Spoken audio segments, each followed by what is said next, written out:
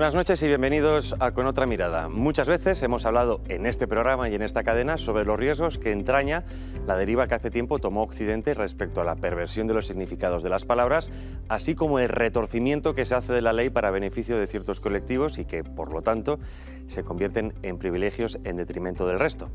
Todo esto va acompañado de una revolución cultural antropológica que ha destruido la base misma de nuestra sociedad, la familia. Hace unos años eran pocos los que veían estos peligros con cierta capacidad para anticiparse a los acontecimientos. Menos eran los que se atrevían a alzar la voz. Hoy contamos con una de esas personas que llevan años poniendo luz y taquígrafos a las falacias lógicas tan habituales de nuestro tiempo, a los falsos silogismos, a las falsas dicotomías y a mucho más. Catedrático en Filosofía del Derecho de la Universidad de Sevilla, deconstruye, palabra de moda, con gran acierto, la gran mentira bajo la que vivimos. Comenzamos.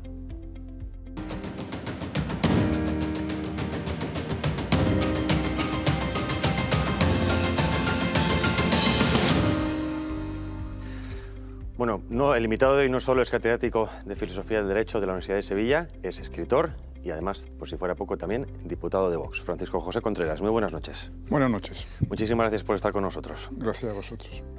Has publicado recientemente este libro en Libros Libres, titulado Contra el totalitarismo blando. Explícanos qué es eso del totalitarismo blando, porque la gente cuando escucha totalitarismo se imagina quizá la Unión Soviética, la época nazi, algo más físico, más violento. Claro, efectivamente. Eso es lo característico del totalitarismo del siglo XX, ¿no? La brutalidad, la imposición coactiva, violenta de una ideología oficial y sobre todo el aplastamiento del disidente, aplastamiento físico, porque en la Alemania nazi o en los países comunistas uno se jugaba físicamente la vida, se discrepaba públicamente de la ideología oficial. Entonces mi tesis es que en el Occidente actual estamos deslizándonos hacia, no es algo definitivamente consolidado, pero estamos en un proceso de deriva hacia lo que llamo totalitarismo blando, es decir, también está tomando forma una doctrina oficial, una visión oficial del mundo que es impuesta a toda la sociedad y además por vías más plurales que las características del totalitarismo clásico del siglo XX. El totalitarismo clásico fue un fenómeno eminentemente estatal, era el Estado soviético, el Estado nazi, el que intentaba adoctrinar a la sociedad. En tanto que ahora hay una mayor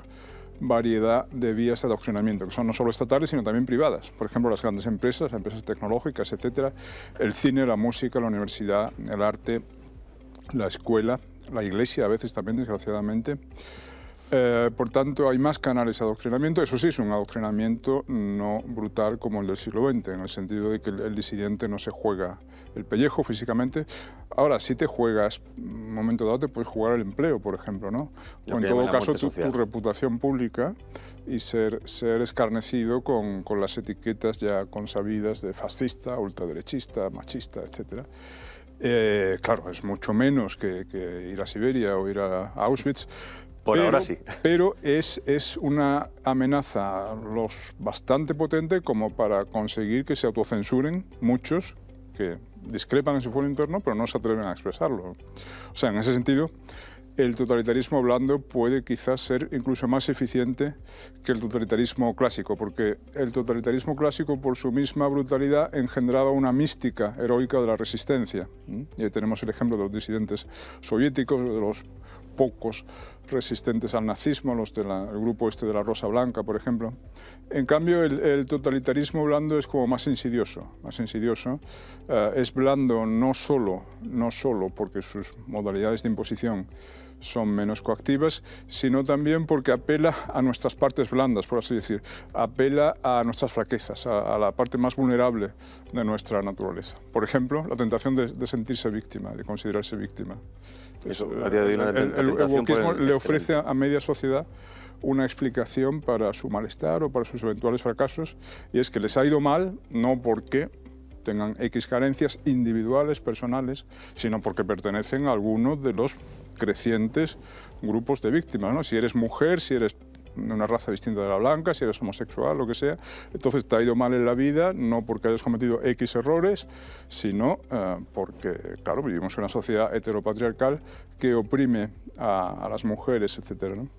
Hablabas de estos colectivos minoritarios, pero que como se le van añadiendo letras cada vez más, van a acabar siendo mayoría. o queda mucho para esa mayoría o la inmensa minoría quizá de alguna manera? ¿Te refieres a LGTBIQ? Sí, los colectivos, en fin, se está atomizando tanto la sociedad que Sí. al fin y al cabo esos colectivos en principio oprimidos van a pasar a ser la mayoría opresora. Sí, vamos, de hecho, si sumamos todo lo que acabamos de enumerar, mujeres son ya directamente el 50% de la población, aunque para ser una verdadera mujer tienes que compartir los dogmas del feminismo histérico, ¿no? Se han llegado a negar que sean verdaderas mujeres las que no están embarcadas en la causa de la lucha por los derechos de las mujeres. De la misma forma que les niegan en Estados Unidos la negritud a los negros que no compartan los dogmas de Black Lives Matter o del movimiento llamado antirracista, que en realidad es una nueva forma de racismo antiblanco. Pero sí, si sumamos todo eso, ya no sale más de la mitad de la población. En realidad es una especie de todos contra el varón blanco heterosexual, ¿no? Te iba a decir además que si a día de hoy puede ser mujer sin serlo biológicamente, también roban un porcentaje de la población de hombres que lo incluyen dentro de ese colectivo. Luego lo haremos de lo trans, pero sí que está claro que entonces ya somos minoría. El totalitarismo se ha implantado, ese totalitarismo blando del que hablas, se ha implantado, entiendo, a través de la que se conoce como la progresía, los progresistas. Eso ahora se llama cultura woke, el wokismo. ¿Qué es exactamente el wokismo? Quizá porque el español, ¿hay diferencias entre progresismo y wokismo? Sí, bueno, yo estoy muy contento que por fin, hayamos importado ese término wokismo de Estados Unidos, primero porque es muy corto y no es bastante más fácil de pronunciar. Más fácil de pronunciar. Y segundo, porque lo del progresismo pues parecía tener unas connotaciones positivas, ¿no? Entonces, cuando nos definimos como antiprogresistas, parecería que estamos contra el progreso y eso nos obliga a una explicación filosófica mucho más sofisticada y más difícil de resumir sobre por qué el progreso es un mito moderno, es, digamos, un sucedáneo de la vieja fe en la providencia, ¿no? Antes se creía que Dios dirigía la historia y a partir de la Ilustración, pues en lugar de la providencia se pone el mito del progreso con mayúscula, es decir, la idea según la cual la historia avanza necesariamente hacia lo mejor, en un sentido de perfeccionamiento moral y material, y por tanto lo más moderno siempre es mejor que lo antiguo. De ahí el simplismo de pretender refutar cualquier posición, cualquier argumento con la constatación de que es antiguo, ¿no? Tú es que nos quieres llevar de vuelta al franquismo, al siglo XIX. Sí, lo que dicen es que estamos en el siglo XXI. Bueno, es que estamos en el siglo XXII dirán exacto. que lo mismo del siglo XXI. Exacto, es el argumento más utilizado en las redes sociales. Estamos en el siglo XXI. Bueno, ¿y qué? Sí, en los años 30 lo moderno era el fascismo, ¿no? O el comunismo. El liberalismo era una cosa pasada de moda, superada, decimonónica. El liberalismo, la democracia, el parlamentarismo, todo eso era rancio. Lo rancio entonces era el parlamentarismo. Bueno, me estoy desviando a lo que iba. Pero esa es la idea, porque al fin y al cabo todo está entrelazado. Sí, el wokismo, yo lo analizo, bueno, en todo el libro y especialmente en la introducción que he escrito sobre el concepto de totalitarismo blando. Yo diría que en esa cosmovisión oficial que es impuesta por el Estado neototalitario blando a través de una pluralidad de canales, hay como dos ingredientes. El primero de ellos es el ingrediente woke, y el segundo es el ingrediente ecologista radical o ecofanático, ¿no? Esos son los dos elementos, y en el wokismo a su vez veo la convergencia entre una forma de neomarxismo y una forma de neoliberalismo que en realidad implica la autodestrucción del liberalismo o la degeneración del liberalismo, porque al final lo que desembocamos es en la negación de las libertades clásicas que son la esencia del liberalismo clásico, ¿no? Y la destrucción propia del individuo. Claro, y el concepto mismo de individuo, exactamente. Desembocamos en la disolución del individuo en los rebaños morales de rigor, ¿no? Si lo que nos interesa de tal persona no es ya sus logros individuales, sus opiniones individuales, sino el hecho de que pertenezca a tal o cual colectivo, mujeres, negros, homosexuales o lo que sea. Estamos disolviendo al individuo en el colectivo, pero es que también estamos destruyendo la igualdad ante la ley, por ejemplo. Ahí tenemos, por ejemplo, la ley de violencia de género, que implica derecho penal de autor. Es un tipo penal que por su propia estructura legal solo puede ser perpetrado por varones. Eso es una involución precisamente a la era preliberal, cuando la sociedad estaba dividida en estamentos y según que fueras aristócrata o burgués, campesino, etcétera, tenías unos u otros derechos o deberes. Estamos volviendo a eso. Y los los liberales profesionales, por así decir, los que se arrogan actualmente el monopolio de la etiqueta liberal, que en España es el Partido Ciudadanos, por ejemplo, que además se ponen pesadísimos con eso. Nosotros los liberales creemos que lo tienen que decir cada dos frases, ¿no? Pues apoyan todo esto. Ellos apoyan a la diferencia de género, ellos apoyan la ley de memoria histórica. La ley de memoria histórica, las leyes de igualdad, que implican, ya digo, las leyes de igualdad, lo que tienen de imponer cuotas, etcétera, también es la destrucción de la igualdad ante la ley, ¿no? Están apoyando la destrucción de la igualdad de la ley y la erosión progresiva de los derechos que eran la esencia del liberalismo, es decir, la libertad de pensamiento, la libertad de expresión, la libertad de educación, que está también muy erosionada. Inexistente la libertad de empresa. Inexistente respecto a la libertad de educación prácticamente a día de hoy. Al menos en cuanto Claro, está deteriorándose. Lo privado todavía queda, pero... Las leyes ideológicas, como la ley de memoria. Todas estas leyes, leyes de violencia de género, de igualdad, las leyes LGTB, etcétera, incluyen siempre 4 o 5 artículos clave dedicados a educación.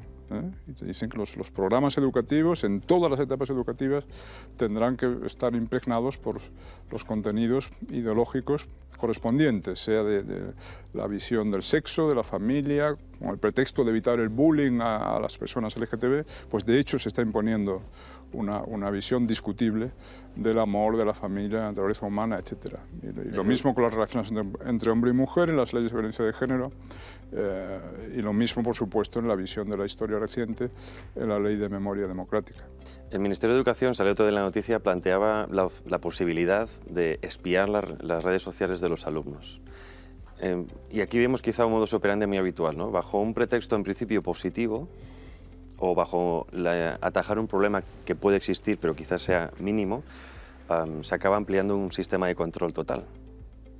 ¿Cómo ves ahí un peligro? Espiar por parte del Ministerio. El Ministerio de Educación controla las redes sociales. Entiendo que la lucha contra el bullying, lo que estabas contando ahora, pero que ahí quizá va muy enfocado a saber qué es lo que piensa cada alumno y corregirle en caso de que se atreva a pensar de manera diferente a lo que el Estado de ley diga. Sí, no, me parece muy inquietante. A mí me parece bien que estén controladas las redes sociales de los niños, su actividad en redes sociales, pero esa vigilancia la tienen que hacer los padres. Entonces, que lo haga papá Estado en lugar del papá biológico me parece aberrante y muy inquietante. Es que de ahí pasarán a vigilarnos a los adultos, ¿no?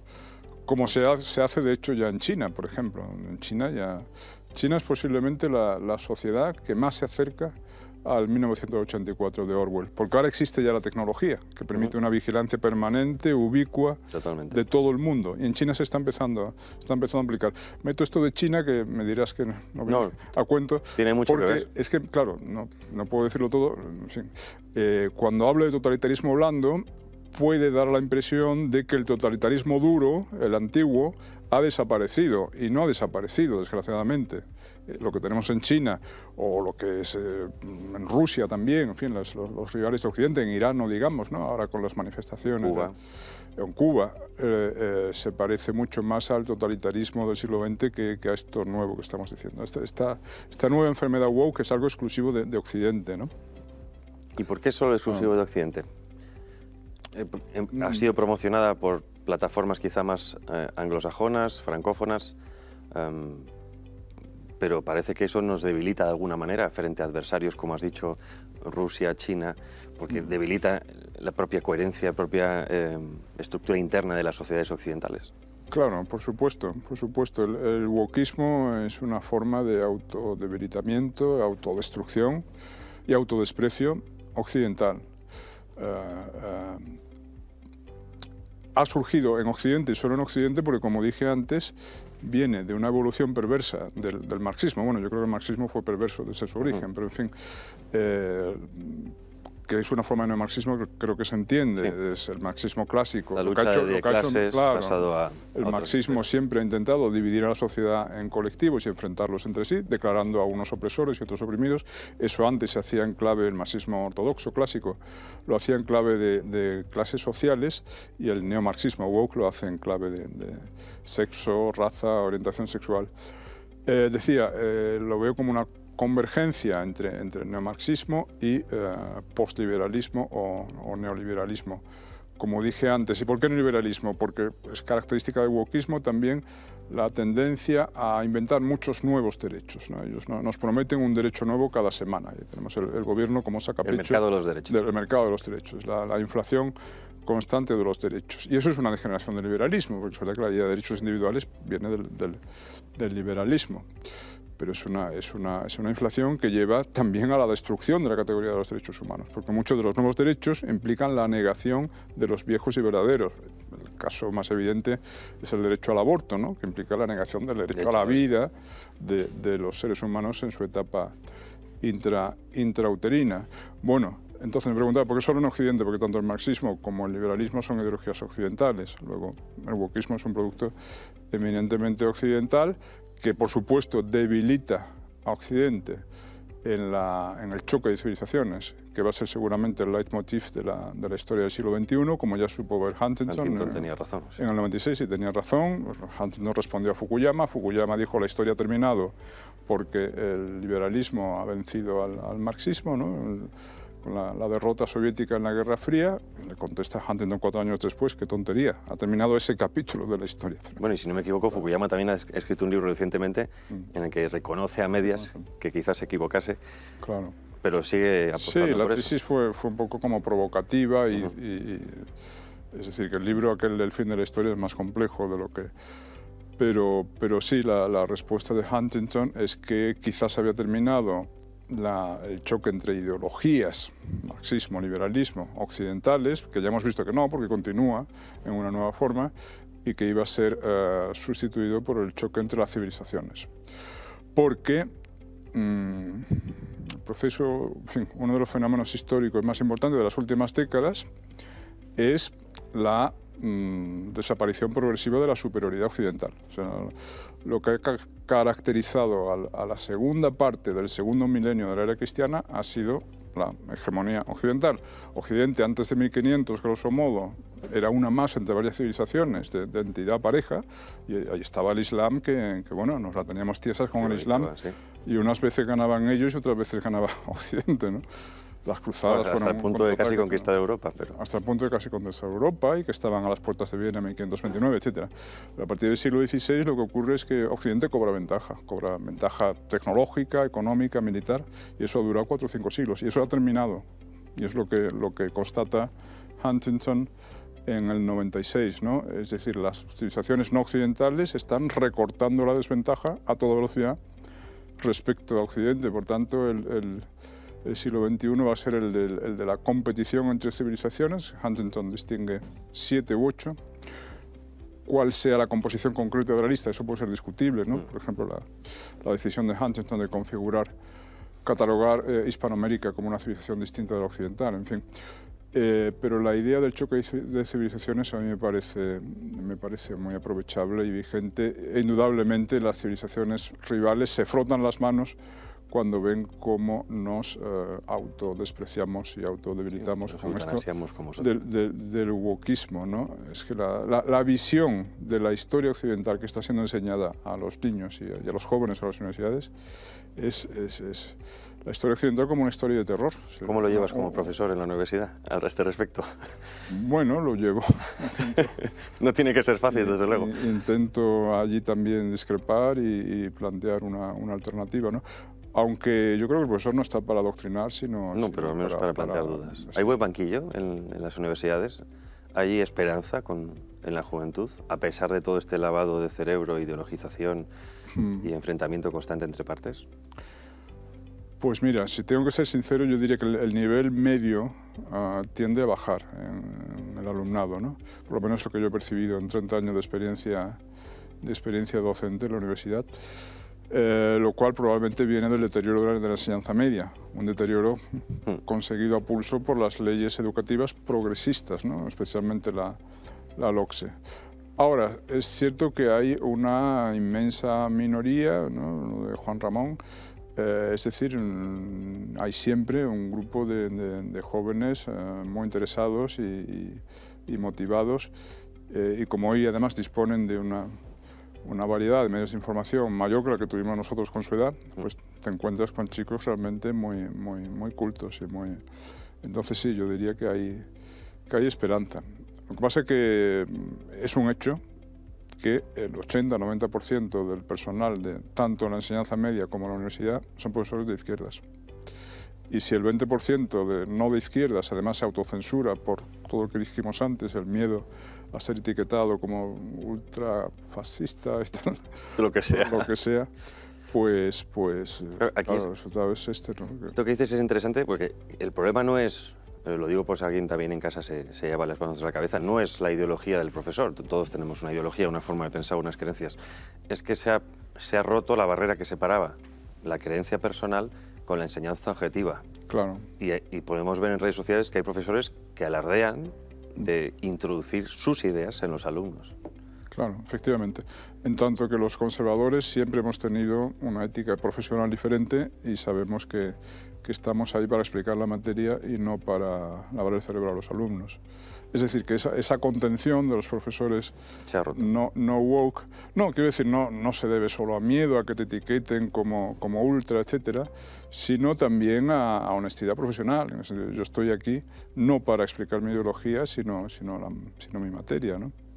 Has dicho antes... Y ellos no tienen ese freno, los de izquierdas no... Sí, no. Sí.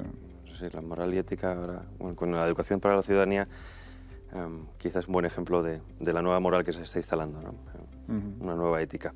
Has dicho algo interesante antes respecto a lo woke, que es precisamente que le permite a mucha gente que sea una cabeza de turco para sus problemas, ¿no? Es decir, los problemas no son míos, son de otro. Y esto me llama la atención porque justo ahora quería que escucháramos unas declaraciones de Elon Musk que explica en una entrevista qué es para él lo woke, porque exactamente dice algo parecido a lo que ha dicho nuestro invitado esta noche. Aiming for like a positive society and you know, that it should be okay to, you know, be humorous, like, you know, like we should like wokeness basically wants to make comedy illegal, which is not cool. We've experienced a little bit of that. I mean, Chappelle, like what the Flower bed. I mean, try to shut down Chappelle? Come on, man, that's crazy. You know, so do we want a humorless society that is simply rife with condemnation and hate, basically? And no forgiveness, right? Yeah. At its heart, wokeness is divisive, exclusionary, and hateful. It basically gives mean people a reason. It gives them a shield to be mean and cruel. Interesantes las palabras que decía Elon Musk, que ahora te preguntaré qué opinas de él, pero que es un movimiento que está lleno de odio. Se le ha inculcado un odio a lo que son, a lo que le rodea, a su propia herencia cultural, herencia histórica. Dentro de uno de esos odios, como bien decías, con el enfrentamiento entre clases o entre partes, está el odio inculcado al hombre, por el hecho de ser hombre. Y ahí me gustaría preguntarte sobre el feminismo. Una herramienta perfecta, casi, vamos, de laboratorio, para destruir la unidad de las sociedades. Hombre y mujer, si no se entienden, no hay nada que hacer. ¿Cómo ves el feminismo? Que entendemos también, académicamente se explica que hay varias olas de feminismo. Tú te metes de lleno en el libro desde la segunda. La primera la aceptas, digamos, la clásica, sí, pero ya desde la segunda explicas que hay un problema porque de ahí vienen también parte de la ideología de género. Claro. Sí, me parece que tengo 4 artículos sobre feminismo incluidos en el bloque correspondiente y uno de ellos sobre Kate Millett, que es una de las referencias del feminismo de segunda ola. En fin, la más conocida es Simone de Beauvoir,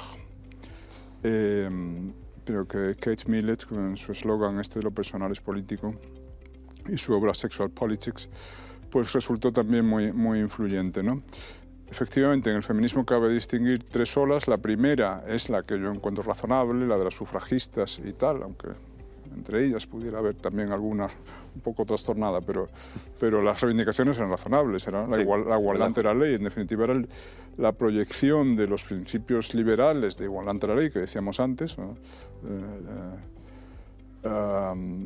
Al ámbito de las relaciones entre hombre y mujer, ¿no? Y la segunda ola se desarrolla a partir de los años 60, cuando, en el momento en que ha sido alcanzado lo anterior, es decir, ya son iguales ante la ley, ya las mujeres pueden votar, pueden estudiar, pueden trabajar, etcétera, las que quieran, surge un grupo de pensadoras radicales que estiman que eso no es suficiente, que eso solo es una tapadera de la persistencia de la opresión, porque los resortes de la opresión de la mujer ya no están no están solo en la esfera pública, sino en la esfera privada, o sea, en la familia, en el matrimonio, en la maternidad.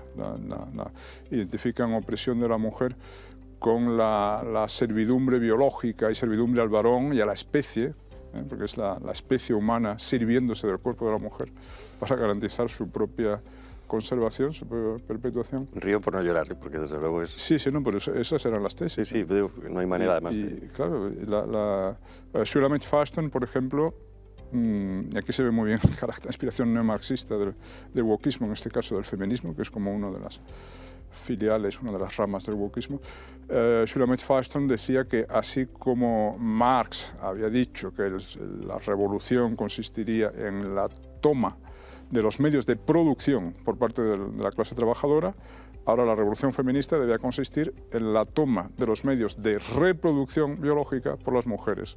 Es decir, que el asunto de la reproducción debía estar exclusivamente en manos de las mujeres.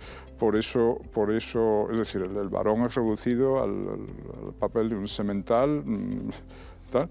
Y por supuesto la familia es una estructura opresiva que tiene que desaparecer. Esto fue Engels, ¿verdad?, el que habló de ello también. Claro, eso viene de Engels, efectivamente. Sí, por eso no caigamos en el error de idealizar al marxismo clásico, porque ahora estamos sufriendo el marxismo woke, que es neomarxismo. A veces tenemos la tendencia, de la misma forma que ahora algunos, en comparación con Pedro Sánchez, Felipe González, les parece un gran estadista y no fue un gran estadista, pues lo mismo nos puede pasar con Marx y Engels o hasta Zapatero, respecto a las histéricas estas del neomarxismo woke, ¿no?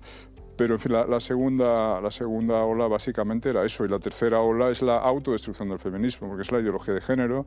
Judith Butler, 1990. A la que han dado un premio hace poco. Gender Trouble, sí, es hiperpremiada por todos, incluidos nosotros, y la ideología de género lo que viene a decir, como tú sabes muy bien, es que la categoría biológica del sexo debe ser reemplazada por la categoría cultural del género.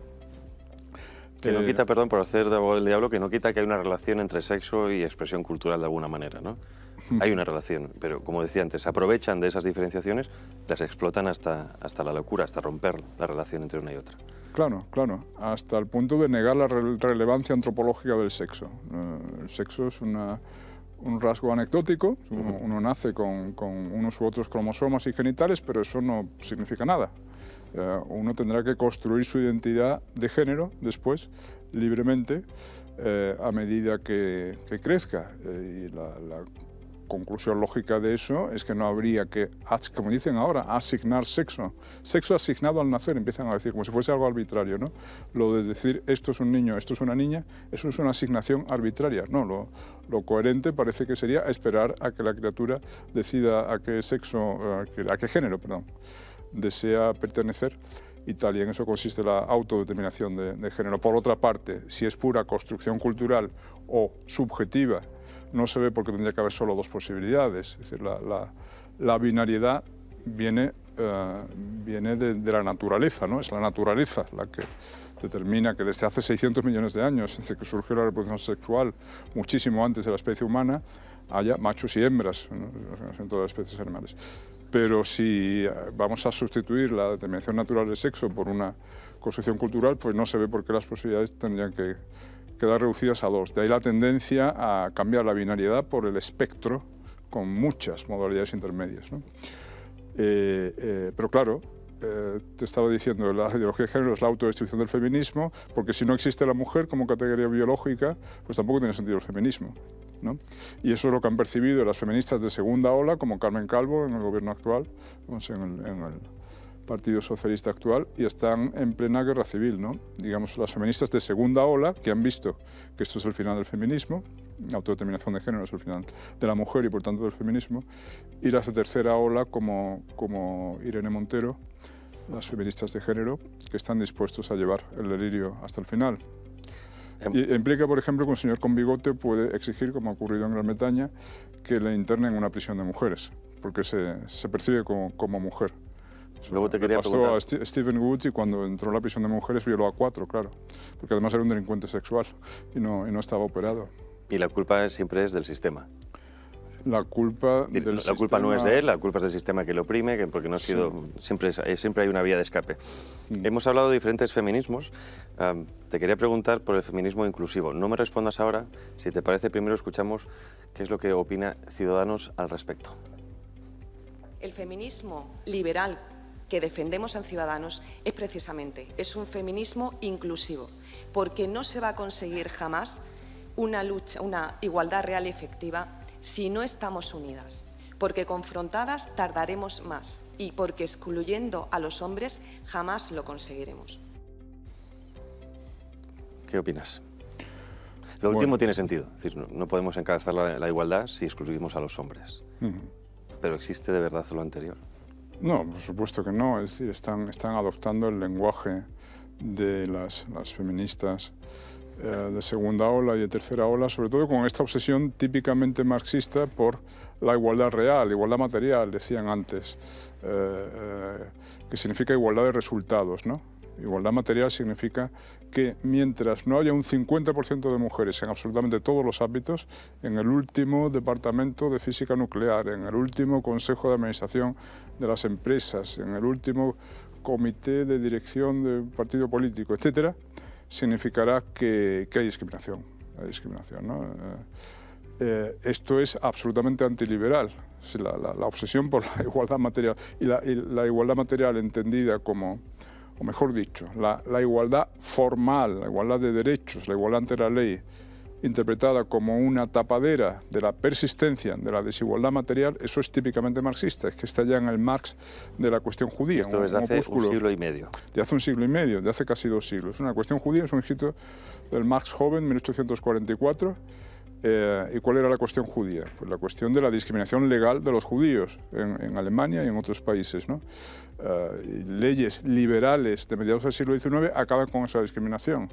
Entonces Marx tercia en el debate diciendo no, esto es engañoso, esta igualación legal conseguida es una tapadera para ocultar la persistencia de la desigualdad material, de la desigualdad económica, la desigualdad de clases. Es decir, lo aplicaba tanto a la cuestión de los judíos, porque él decía que la verdadera solución para la discriminación de los judíos era que ya no hubiera ni judíos ni cristianos, o sea, la destrucción de la religión. El problema de discriminación de los judíos se soluciona destruyendo ambas religiones, ¿no? Pero lo que se refiere a las distinciones de clase, el hecho de que burgueses y obreros sean iguales ante la ley, según Marx, no es solución. Eso es igualdad formal, o sea, igualdad ilusoria, engañosa, y sirve para ocultar la persistencia de la desigualdad material. Bueno, pues esta dialéctica marxista de la igualdad formal, la igualdad material, la adoptan ahora los liberales profesionales de nuestro espectro político, los de Ciudadanos, asumiendo este lenguaje de igualdad efectiva o igualdad real.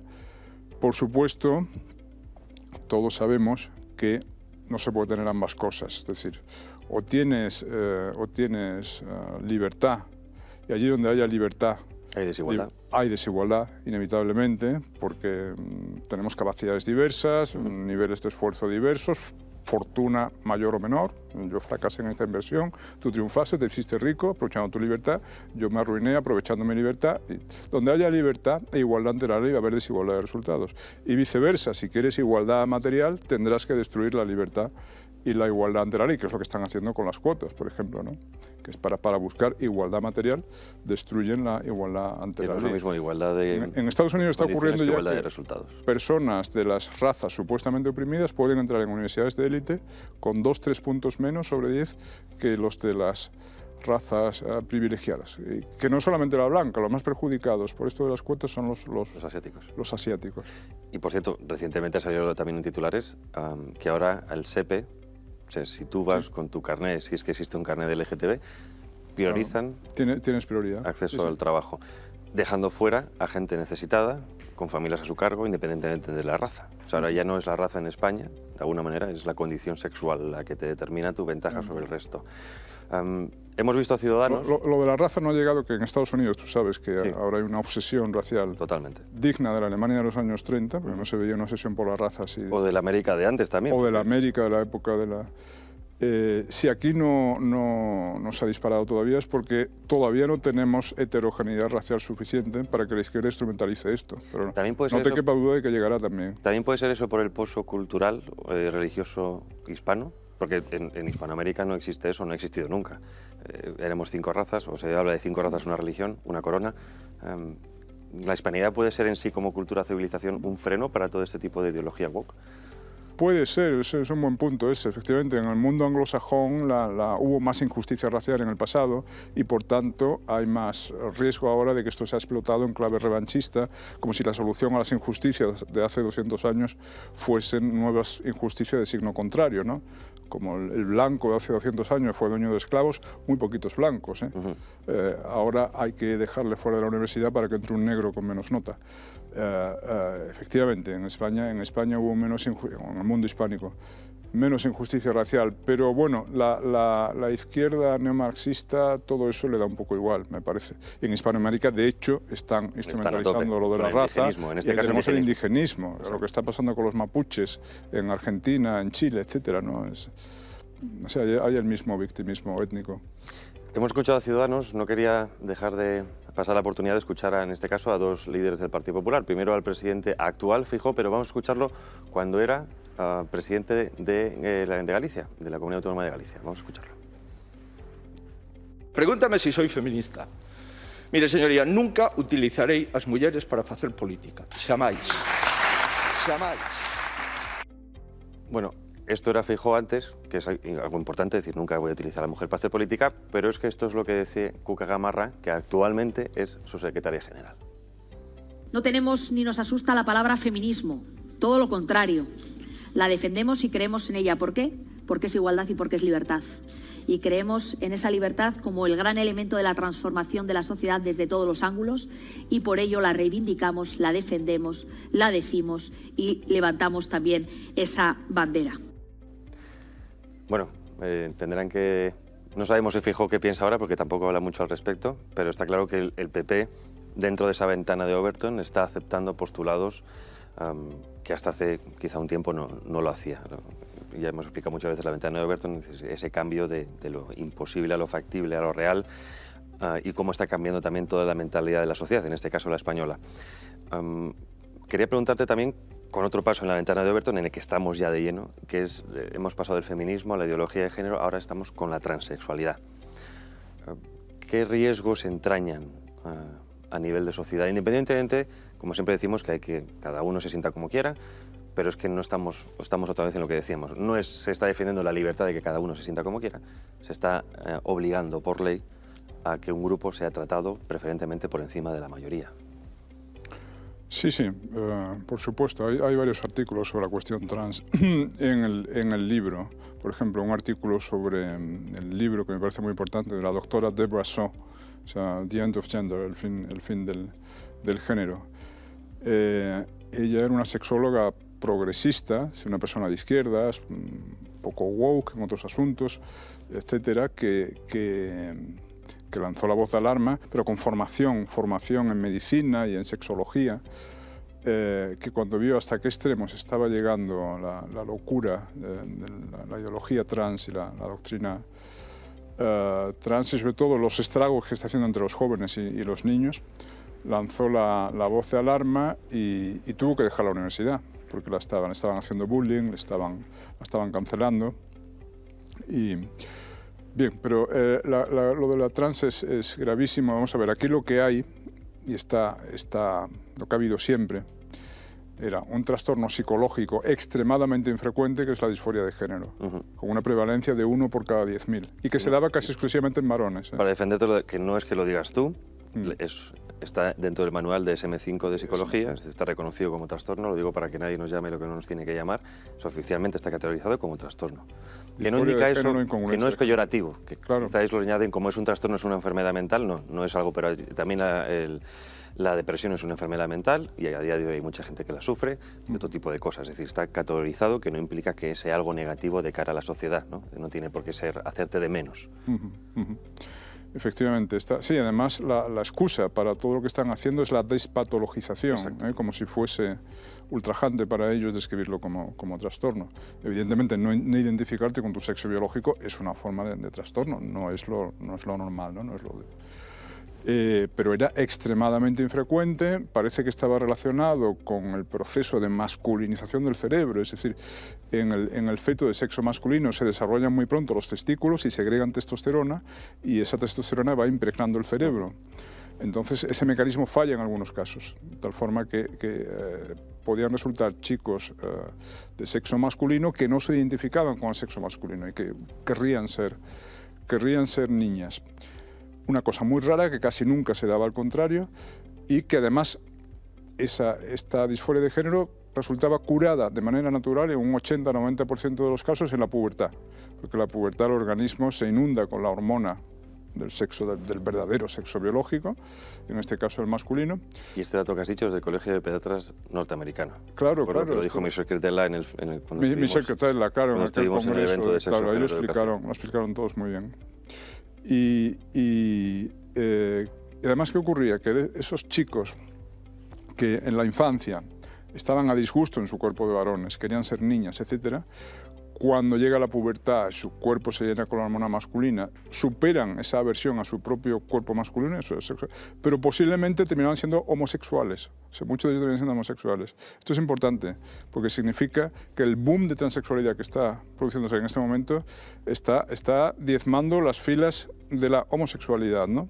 Es decir, chicos que hubiesen terminado siendo un alto porcentaje de casos homosexuales ahora están siendo orientados hacia la transexualidad, o sea, la hormonación vitalicia y la mutilación de un cuerpo sano, porque lo que se hace es impedir esa solución natural de la disforia de género, que es la pubertad, administrándoles bloqueadores de la pubertad. Están bloqueados de la pubertad para que no les salga la barba, no desarrollen los caracteres secundarios masculinos, es decir, se les orienta y se les aboca ya al proceso, a la transición al otro sexo. A los bloqueadores les seguirán las hormonas del sexo contrario y a esto les seguirá la cirugía de reasignación de sexo, es decir, la mutilación brutal de un cuerpo sano. Y sobre todo está habiendo un boom, o sea, este dato me gusta siempre darlo, se ha multiplicado por 44 en Gran Bretaña el número de jóvenes que piden la transición al otro sexo, por 44 en 10 años. En Suecia se ha multiplicado por 15 en 10 años. Y entre ellos muchísimas chicas. La verdadera disforia de género, como dije antes, afectaba casi exclusivamente a varones. Ahora hay muchísimas chicas en Estados Unidos, por ejemplo, esto lo documentó bien el libro de Abigail Shrier, de Daño Irreversible, sí.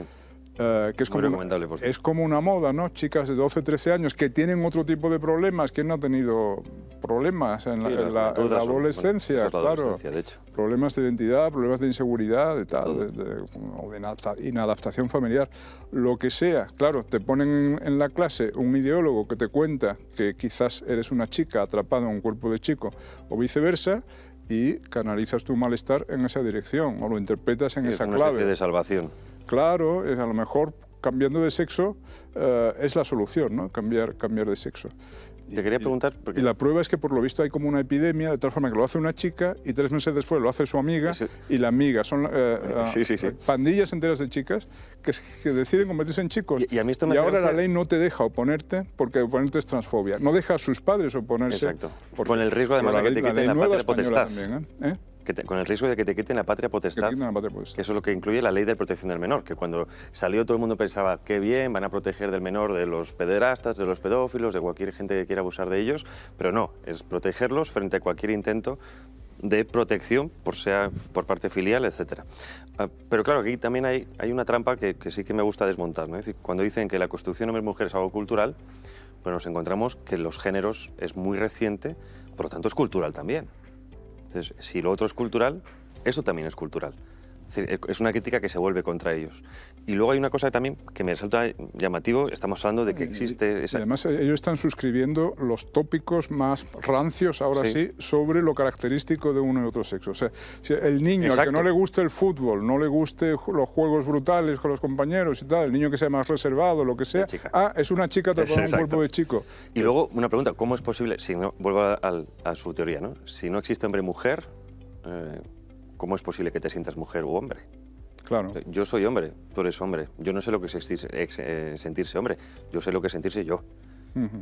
No puedo saber lo que es sentirse mujer, ¿no? Por lo tanto, eso va asociado a una imagen, como dices tú, a una forma de ser cultural, de alguna manera, que sigue predominando, ¿no?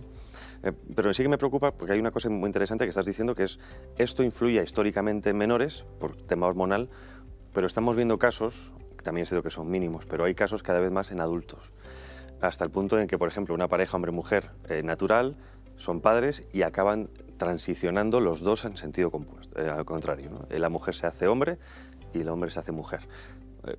Esto se explica también quizá por una manera de propaganda insidiosa constantemente, ¿no? Este sistema cultural en el que estamos de sobreinformación, porque un adulto en principio no tendría por qué tener problemas hormonales en ese sentido.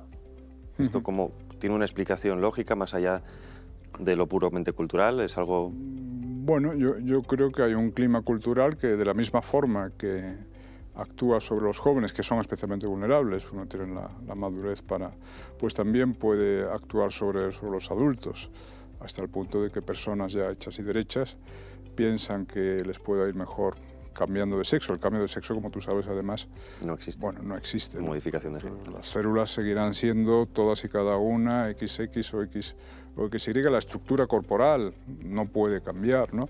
Lo cual tiene importancia para el deporte, por ejemplo. Porque ahora hombres que tal, que es una continuación del patriarcado de alguna manera, ¿no? Si el hombre siempre ¿no? estaba ganando... Puede ser al final el deporte femenino. Totalmente. Will Thomas, un nadador de natación universitaria estadounidense, nadador mediocre, a los 20 años o así se ha cambiado a mujer.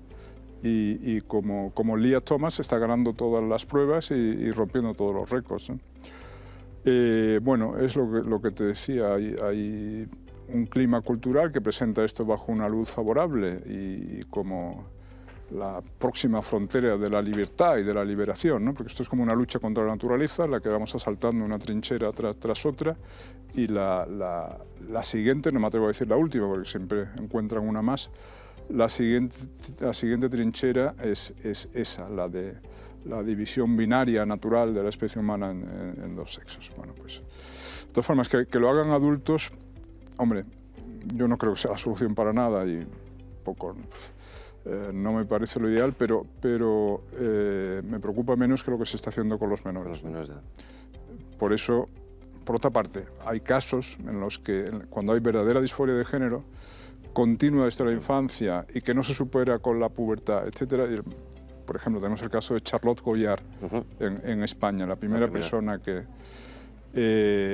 pues oye, si a los 18 años, ya mayor de edad, etcétera, y con todos conociendo los pros y los contras, decides hacer la transición, pues hablamos de adultos. Lo que me parece canallesco es que se esté adoctrinando con esto a menores y provocando un boom de casos que esto va a traer cola después, porque después vendrán las destransiciones y ya hay jóvenes en el Reino Unido que están demandando al Ministerio de Sanidad por haberles permitido con 15 años hormonarse y operarse, como el caso de Keira Bell, por ejemplo. Y, en fin, yo creo que este es algo tan monstruoso y tan antinatural que tarde o temprano se dará marcha atrás, pero por el camino se van a quedar muchas víctimas. Nos quedaban 4 bloques, se nos acaba el tiempo. Es bueno quizá para a que le haya gustado la entrevista, porque el libro merece mucho la pena y además, sobre todo, da gusto leer a Francisco José Contreras, porque al que le gusten las fuentes, él siempre pone una vasta lista que merece la pena seguir. Sí que no me gustaría despedirte sin antes preguntarte cómo lo ves de aquí a corto plazo. Esto va a continuar, hay una batalla que se está llevando a cabo, se puede revertir, aunque solo sea por la simple lógica de la realidad, que la gente se dé cuenta de las barbaridades que estamos cometiendo con los niños, con nuestro entorno, con la sociedad. ¿Hay un cambio posible a todo esto? Sí, tendrá que haberlo porque si no vamos hacia la autodestrucción como sociedad, ¿no? Y hacia la extinción. Uno de los aspectos que analizo, una de las consecuencias de esto, porque todo está relacionado, es el suicidio demográfico de Occidente. Estamos teniendo la mitad de los hijos que necesitaríamos para simplemente renovar las generaciones, ¿no? O sea que habrá que reaccionar. No sé cuándo, yo sí veo síntomas de un despertar y la verdad lo veo tanto en el aspecto intelectual, en el sentido de que hay autores notables que argumentan muy brillantemente en contra de todo esto, y mi libro no es más que un modesto intento de contribuir a al conocimiento de esta contraargumentación. Porque existe una derecha intelectual muy potente, pero la derecha social no lee a la derecha intelectual. Entonces, le da vergüenza, ¿no? Casi a veces sí, reniega de... ¿Quién era el que decía? Pobre el destino triste destino del intelectual de derechas, despreciado por los intelectuales por ser de derechas y despreciado por la derecha por ser intelectual. Por ser intelectual. Por tanto, existe la alternativa intelectual y existe una canalización política de la disidencia respecto a esto, ¿no? Que, bueno, en España es Vox, francamente, que es el único partido que desafía todo esto de frente. Ya hemos visto la exposición del Partido Popular y de Ciudadanos, pero es que en todo Occidente están surgiendo partidos homologables a Vox, en el sentido de que aceptan y de hecho ven su principal razón de ser en la lucha contra todo esto, y van creciendo, o sea que hay esperanza. No está todo perdido, ¿no? Bueno, nos quedamos con este final. Francisco José Contreras, muchísimas gracias por todo. Enhorabuena también por el libro. Y recordarles de nuevo, Contra el totalitarismo hablando, este último libro de Francisco José Contreras, que está editado por Libros Libres. Una recopilación de artículos, pero que viene muy bien para refrescar por qué estamos en esta batalla, cuáles son los caballos de batalla, cuáles son los caballos de Troya y sobre todo también, como decía, una vasta lista de fuentes para conocer otro tipo de autores y de otros países, sobre todo anglosajón y francés. Así que nada, nuevamente gracias y muchísima suerte en todo lo que haces. Como siempre, gracias a ustedes. Nos vemos en la próxima ocasión. Espero que hayan disfrutado. Aquí les esperamos en Con otra mirada de 7NN. Hasta pronto.